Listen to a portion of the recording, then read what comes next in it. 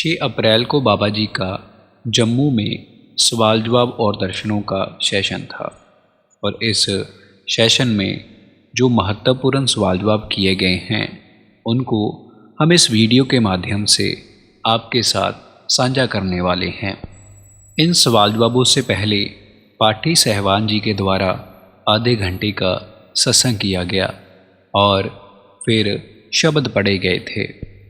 फिर इस सवाल जवाब के सेशन में एक बीबी ने सवाल किया, कहा बाबा जी मुझे शादी के बाद बुखार हुआ था और वो अभी तक ठीक नहीं हुआ है।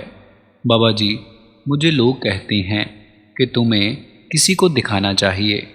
इस पर बाबा जी ने फरमाया कि देखो बेटा, जब इंसान कमज़ोर पड़ता है तब इसको किसी न किसी का सहारा चाहिए, पर हम ये भी सोचें क्या वो कुल मालिक हमें भूल गया है। और बाबा जी ने फरमाया, कहा बेटा ये जो हमारी दुख तकलीफ़ें हैं, बीमारियां हैं, ये हमारे कर्मों का हिसाब किताब है, ये हमारे कर्म हैं। हमें मालिक के भाणे में रहना चाहिए और उसकी बंदगी करनी चाहिए। हमें अपनी इन कर्मों का डट कर मुकाबला करना चाहिए, घबराना नहीं चाहिए। फिर उसी बीबी ने गैर सत्संगी कहकर कोई आगे प्रश्न पूछा। इस पर बाबा जी ने फरमाया कि देखो बेटा, सत्संगी और गैर सत्संगी कौन है? हमने ये तो नई दीवारें खड़ी कर ली हैं।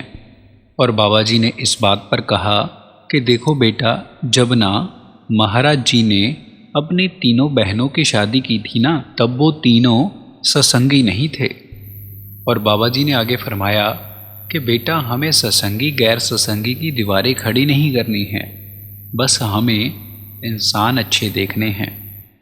एक व्यक्ति ने सवाल किया, कहा बाबा जी आपका शुक्रिया जो आपने हमें ये मौका दिया है। उसके बाद उसने सवाल किया, कहा बाबा जी हम कई बार अपने कैरियर में बिज़ी हो जाते हैं और इसके कारण हम भजन सिमरन के लिए वक्त नहीं निकाल पाते। इस पर बाबा जी ने फरमाया कि बेटा अगर हम उस कुल मालिक के लिए वक्त नहीं निकालेंगे तब हम उसकी बख्शिश को संभाल नहीं पाएंगे और हमें उसकी बख्शिश की ज़रूरत है। और हमें उन बातों के ऊपर विचार करना चाहिए कि हमारे लिए क्या ज़रूरी है, क्या नहीं है, हमें क्या करना चाहिए और क्या नहीं करना चाहिए। फिर उसी लड़के ने इच्छाओं के प्रति प्रश्न पूछा। उसने कहा बाबा जी हमारी दुनियावी चीज़ों के प्रति इच्छा रहती है। इस पर बाबा जी ने फरमाया कि देखो बेटा, इच्छा तो रहेगी, परमात्मा को पाने की भी एक इच्छा है। इसीलिए हमने अपनी इच्छाओं को चैनलाइज करना है और अपने काम को बिना किसी स्वार्थ से करते रहना है। एक व्यक्ति ने सवाल किया, कहा बाबा जी अगर हम नामदान से पहले भजन स्मरण करते हैं तो क्या वो काउंट होगा? इस पर बाबा जी ने फरमाया कि देखो बेटा, हमने गिनती नहीं करनी है। हमारी यही गलती है कि हम हर चीज़ को गिनती में ले आते हैं। हमने भजन सिमरन करना है, उसकी गिनती नहीं करनी है। हमारा मकसद है उस कुल मालिक से जुड़ना और हम उसकी बख्शिश के बिना उसके साथ नहीं जुड़ सकते।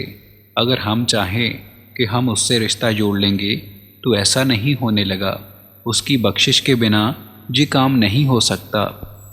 एक बीबी ने सवाल किया, कहा बाबा जी मेरा कोई सवाल नहीं है, मैं आपसे ये पूछना चाहती हूँ, क्या आप मेरी बातें सुनते हो?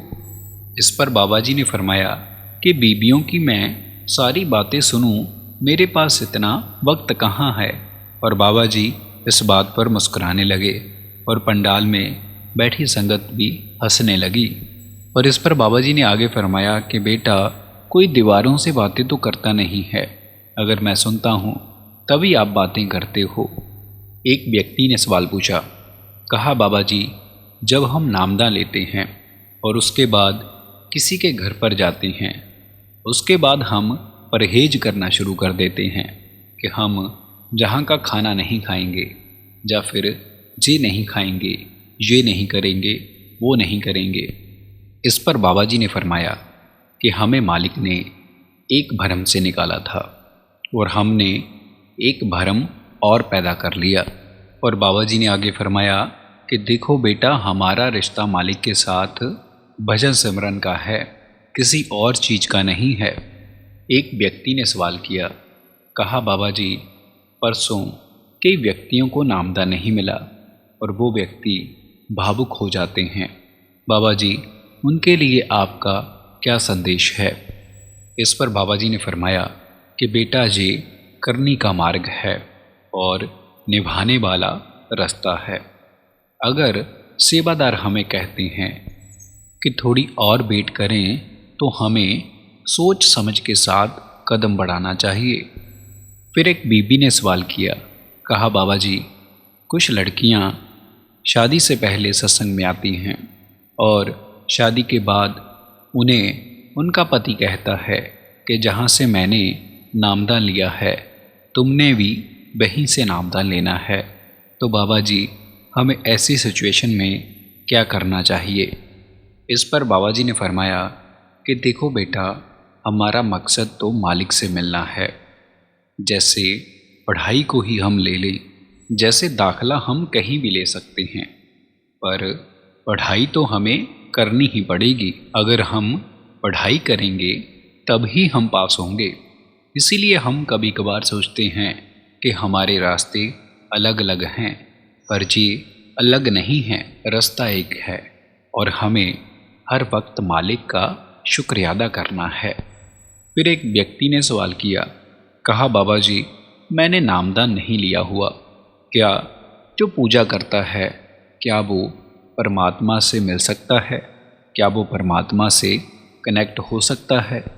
इस पर बाबा जी ने फरमाया कि देखो बेटा, इन सब का मकसद है मालिक के साथ जुड़ना। हमारा मकसद है कि हम निभाएं।